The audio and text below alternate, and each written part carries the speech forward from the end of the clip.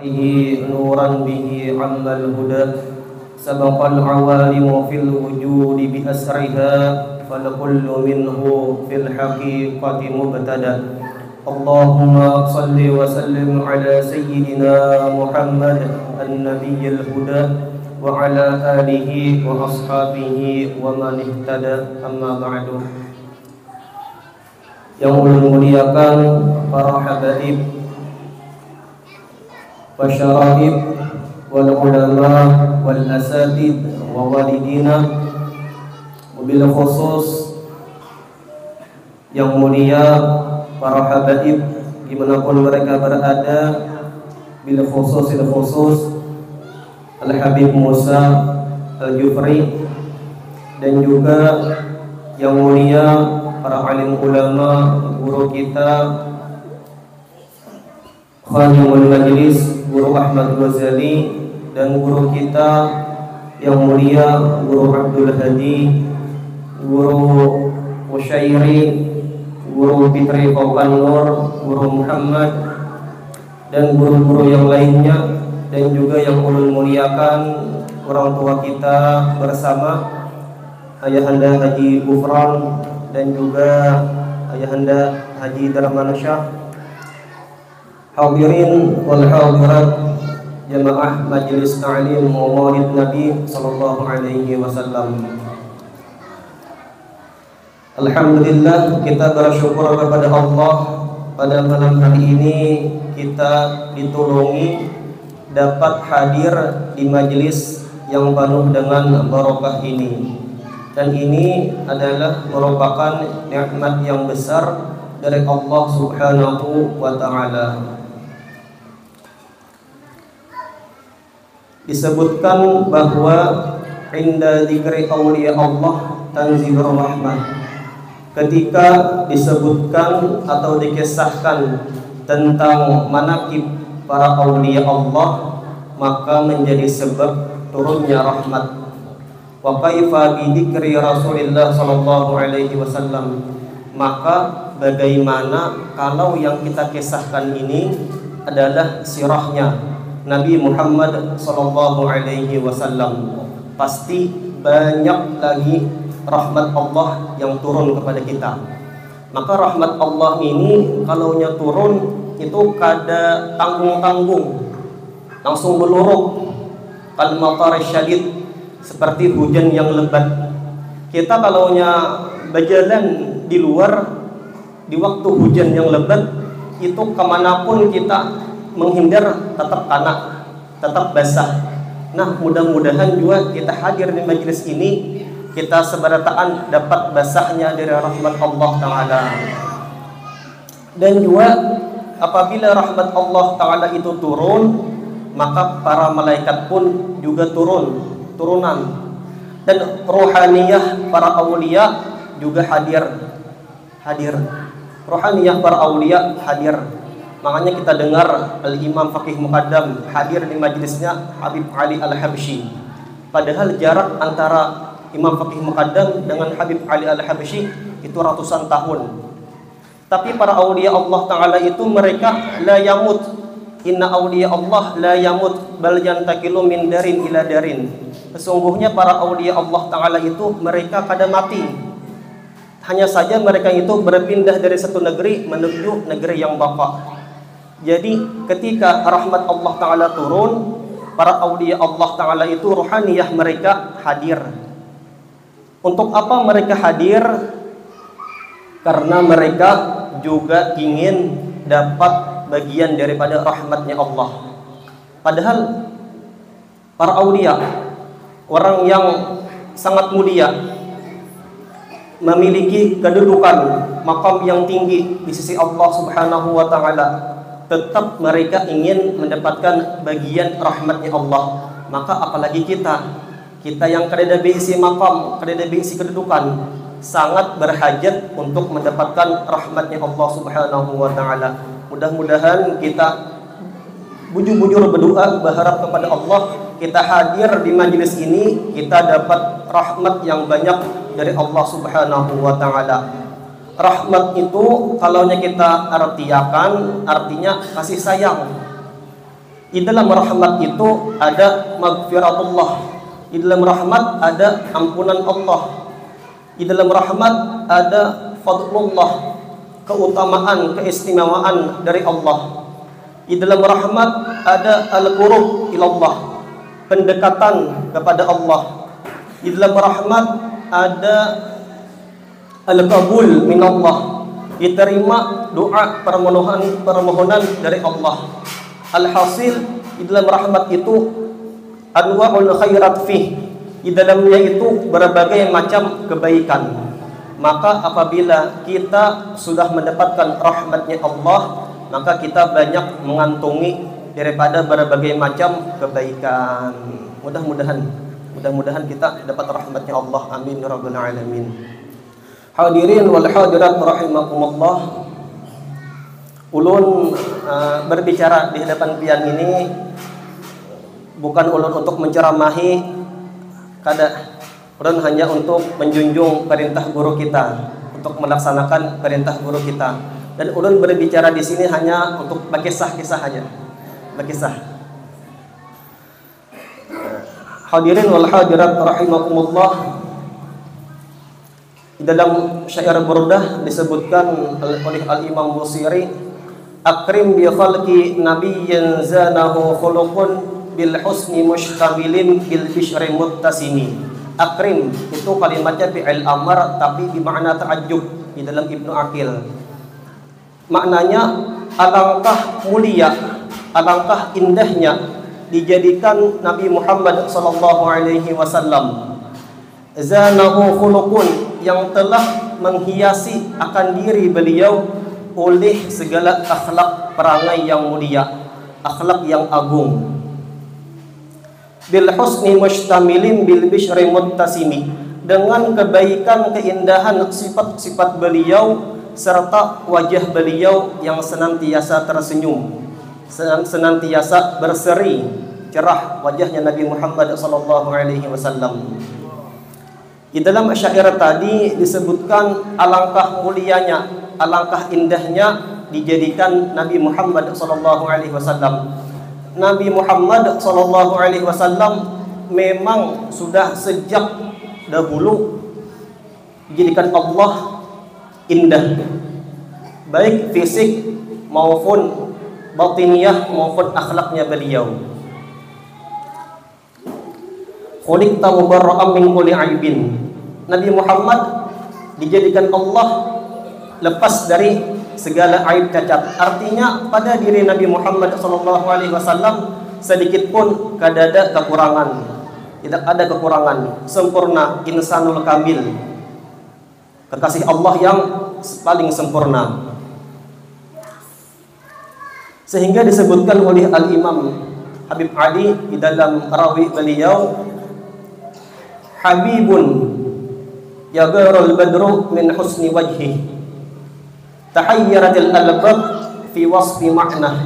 Habibun, seorang kekasih Allah, yagharul badru min husni wajhi, bulan merasa cemburu dengan Nabi Muhammad SAW karena keindahan wajah beliau. Dahulu sebelum Nabi Muhammad SAW dilahirkan, bulan itu menjadi simbol bagi keindahan. Apabila ada lelakian wajahnya ganteng, wajahnya cakep, indah, maka diumpamakan seperti bulan. Ada bebinian cantik, muas benar, maka diumpamakan seperti bulan, seperti rembulan, bulan purnama. Setelah Nabi lahir, bulan tidak lagi dijadikan simbol, sebab keindahan yang sesungguhnya, keindahan yang hakiki ada pada diri Nabi Muhammad SAW. Sampai-sampai bulan pun merasa cemburu dengan Nabi Muhammad SAW.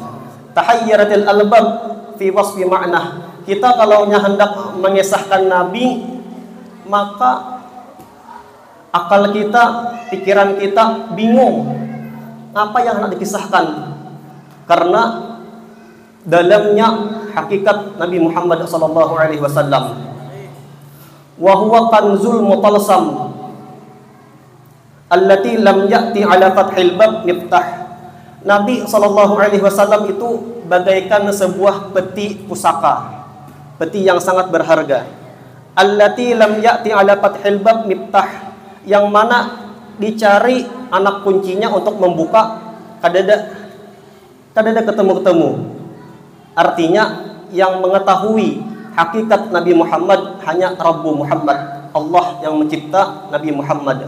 Baik malaikat, seluruh malaikat, Jibril, pemimpin malaikat, dan para anbiya, para rasul, mereka semua tidak mengetahui tentang hakikat Nabi Muhammad SAW. Yang hanya mengetahui bujur-bujur hakikat Nabi Muhammad itu hanya Allah Ta'ala, Rabbu Sayyiduna Muhammad, Tuhannya Allah, Tuhan Sayyiduna Muhammad SAW. Hadirin wal hadirat rahimakumullah.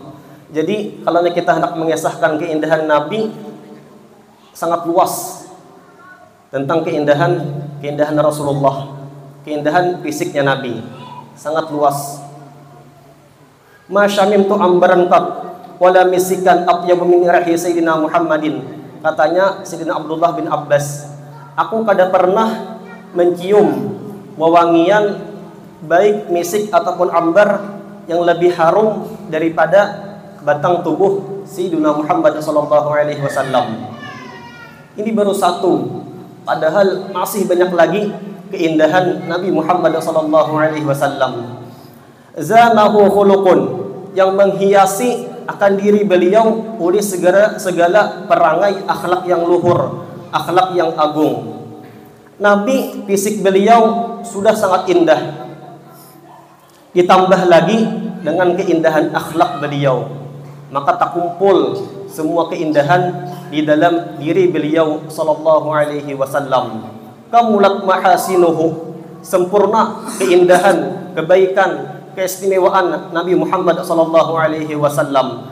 Falau ahdatsana lil badri 'inda tamamih lam yukhsaf. Andai kata sedikit saja keindahan Nabi diberikan kepada bulan, sedikit saja sebutkan oleh ulama walaupun sehujung kuku, maka bulan yang mendapatkan sedikit dari keindahan Nabi Muhammad SAW lam yukhsaf, selamanya kada akan lagi terjadi gerhana bulan, karena cahaya bulan mengalahkan dengan cahaya matahari. Nah, ini keindahan Nabi Muhammad SAW. Mudah-mudahan dengan satu ini pun menambahkan kecintaan kita kepada Nabi Muhammad SAW.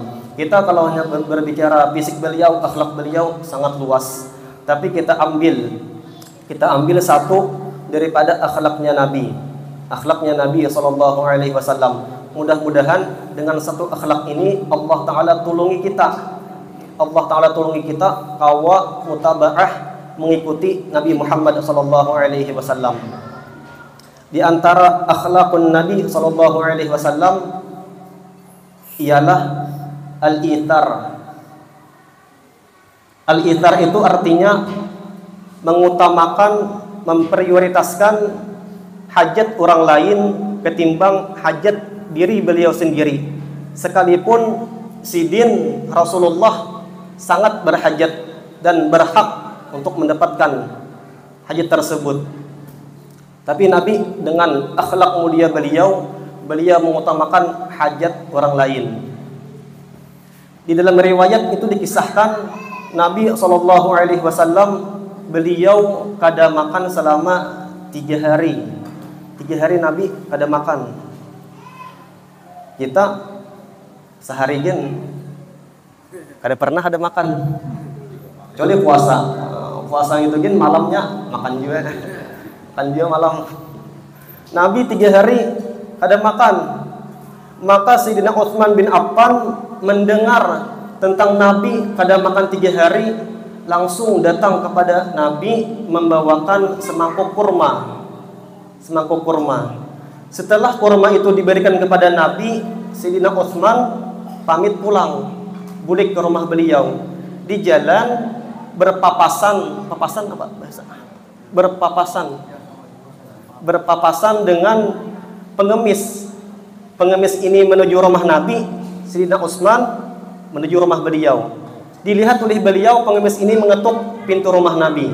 Assalamualaikum. Waalaikumsalam, kata Rasulullah sallallahu alaihi wasallam. Ya Rasulullah, saya pengemis, saya belum makan, kasihani saya. Maka Nabi dengan sifat mulia beliau, yaitu al-ithar, kurma yang diberikan oleh Sayyidina Utsman tadi diberikan kepada pengemis itu. Padahal Nabi belum makan Nabi. Tetapi beliau karena akhlakul karimah yang ada pada diri beliau, beliau berikan kurma tadi. Pulang pengemis itu, di tengah jalan dihadang oleh Sayyidina Utsman. Lalu kurma yang di tangan pengemis tadi dibeli oleh Sayyidina Utsman, dibeli beliau. Setelah dibeli beliau, diberikan lagi kepada Nabi. Pulang Sayyidina Utsman, datang lagi pengemis tadi, ketuk pintu, dibukakan Nabi, minta lagi. Diberikan lagi oleh Rasulullah kepada pengemis tersebut. Di jalan ketemu Sayyidina Utsman, diberi lagi oleh beliau, diberikan lagi kepada Nabi, hingga berulang-ulang sehingga sampai 3 kali.